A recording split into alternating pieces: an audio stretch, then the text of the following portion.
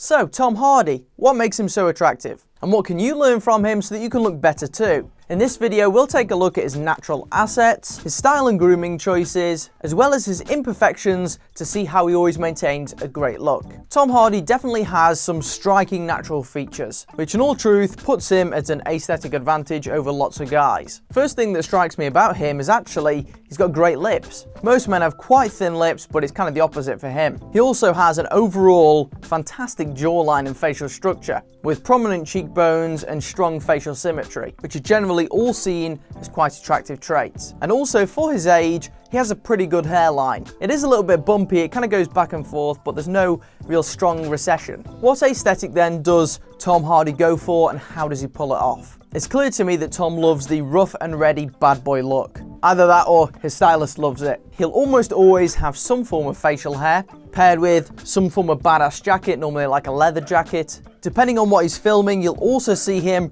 with an incredibly muscular physique, and at times he'll even pair that with stuff like dark coloured suits, and he often accessorizes with the classic aviator sunglasses. Overall, it gives quite a dominant impression, and some of these looks are like his classic looks really. His choices of trousers kind of match up too. You'll often see him in straight or slim jeans. A couple of men I've already mentioned in this series have tended to wear stuff a bit tighter than this, but Tom likes to go for something with a little bit more room, possibly as a result of him having a bit more muscular legs. Though I don't always like his shoe choices, sometimes with certain types of boots he can look pretty good. Even his hair goes along with this whole bad boy aesthetic. I've seen him loads of times with like a fully pushed back hairstyle, going very short on the sides, and he often goes with some form of shiny pomade, which almost gives a bit of a retro vibe. And while we're on the topic of hair products, I want to mention one of his imperfections. Even though his hairline's pretty decent, he has got quite thin hair, and this is quite noticeable when he's using different types of greasy products. Now, I'm not saying it's